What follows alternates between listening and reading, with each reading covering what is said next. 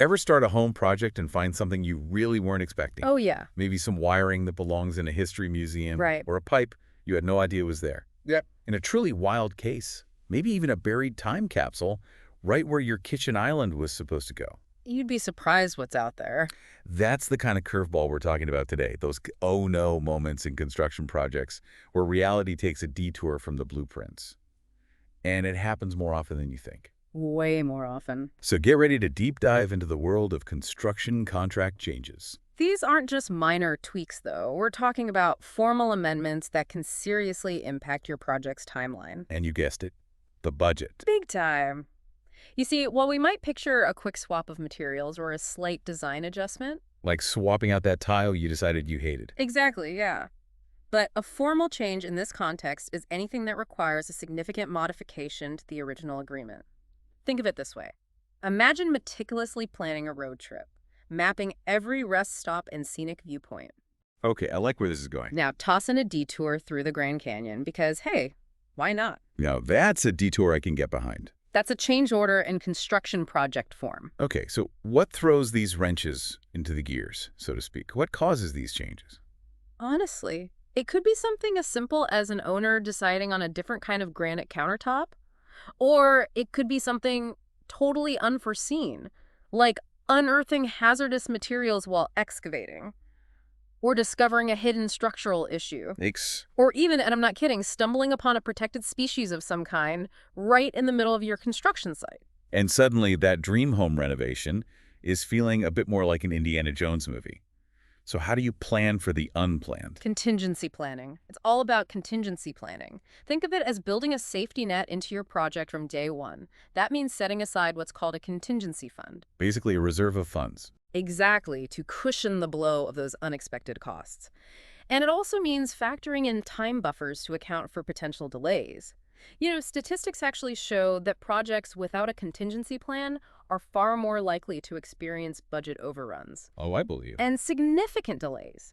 I think one recent study found that nearly 75% of construction projects go over budget, with unforeseen issues being a leading cause. Okay, so that 75% is pretty sobering. It's a wake-up call. It is, but having that contingency in place, it's not just about saving your bottom line, though. It also protects you from a whole lot of stress and frustration in the long run. Nobody wants their dream project to turn into a construction nightmare. But who exactly has the power to hit the change button? Surely not just anyone on site can decide to add, say, a skylight on a whim, right? You're right. It's not a free-for-all. There's a specific hierarchy outlined in the contract that dictates who can initiate these changes. So we've established that change is pretty much inevitable in construction. Happens on every project. And we've got our contingency plan in place. But when those curveballs come our way, who gets to call the shots? Who decides what changes and how? All right, so picture this. You've got three key players on the field, okay? You've got the owner, and they're holding the vision, and probably more importantly, the checkbook. Right. They're the ones paying for all of this. Then you've got the contractor, who's the one actually making that vision a reality, and then there's the consultant. Usually an architect or engineer. Right, and they're acting as the impartial referee, making sure everything aligns with the original plan. Okay, so it's a team effort. But in terms of actually initiating a change to the project, who holds the cards? The owner. They're the captain of the ship. Ultimately, they're the ones who approve or reject any changes to the project going forward. Got it. So let's say, hypothetically, our owner decides they absolutely must have that skylight we were talking about before. How does that get the ball rolling? Documentation. That's how it starts. And not just like notes scribbled on a napkin. Yeah. Right. No. We're talking formal, detailed documents here. It needs to outline the specific change requested, the reasons behind it, and a preliminary assessment of how it will impact the project's timeline and budget.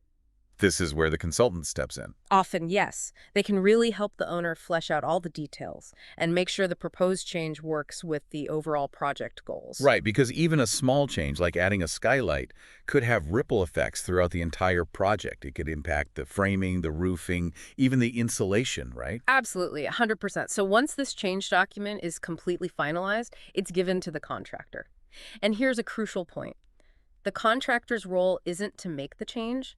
It's to evaluate it. Okay, so they put on their estimator hat and crunch some numbers. Yeah, exactly. They carefully review the proposed change and give a very, very detailed quotation outlining how it will impact the project's costs and the schedule. And I mean detailed. This isn't just a ballpark figure. No. They need to provide a complete breakdown of labor costs, all the materials needed, if there are any additional permits required, everything. Transparency is key here. Yes. It's crucial for a few reasons. It makes sure the owner understands the financial impact of their desired change, right? And then second, it protects the contractor because it gives them justification for any adjustments to the cost and timeline. So it's all about open communication, making sure everybody's on the same page from the very beginning. But let's say the contractor gets that change document and realizes, based on their expertise, there's a more efficient way to do it, or even a necessary modification. What happens then? That's a great question, and it highlights a super important point. Well, a contractor can't just decide to make a change on their own. They're not a rogue agent. No. Right. But they can 100% propose changes. So in this case, they would actually follow a similar process. Document the modification, outline the reasoning behind it, and provide an impact assessment how it will impact the budget and schedule, just like before. So even though the final say is the owner's, the contractor's expertise is really invaluable in navigating those unexpected turns. Couldn't do it without them. It's all about having a collaborative approach. Yeah. Where everyone is using their expertise to find the best way forward.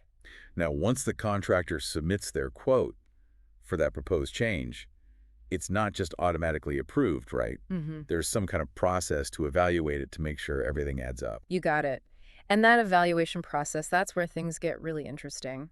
This whole process, it's really meticulous. Yeah, it has to be. Which makes sense when you're dealing with this kind of money in construction. Absolutely, yeah. So let's talk about that evaluation process. When the contractor sends their quote for a change, and we know they've outlined everything involved. Every last detail. What's next? Do the owner and the consultant just take their word for it? Not a chance. Remember we talked about transparency? This is where it's critical. The owner and consultant, usually the consultant takes point on this. With their expert eye. Exactly. They review everything, every single line item.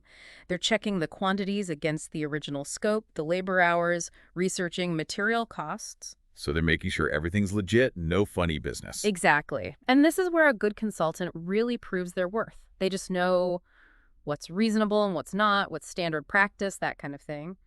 They might even look at independent cost databases or call up some colleagues to compare notes. It's like a system of checks and balances, making sure nobody's getting taken advantage of. You got it. Now, if the owner and consultant, if they're both happy with everything, then a formal change order is prepared. That then becomes a legally binding part of the contract. But what happens if they see some red flags? Okay, yeah, what if something seems off?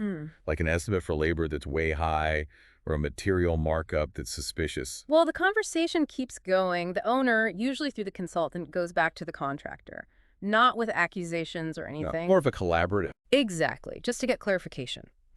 And a lot of times, there's a good explanation. Maybe a certain material's price skyrocketed because of, I don't know, a shortage or something. Or the change needs some kind of specialized labor they didn't realize at first. So, again, it's about communication. Oh, Working together to figure things out. 100%. And often, that's all it takes. They adjust the scope a bit, maybe use a different material, change the timeline, whatever works.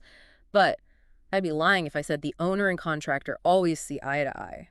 And in that case, what can the owner do? Are they stuck with that initial quote? Not necessarily. They could decide, you know what, this change just isn't doable. It's too expensive. It'll take too long, whatever the reason. They can just walk away.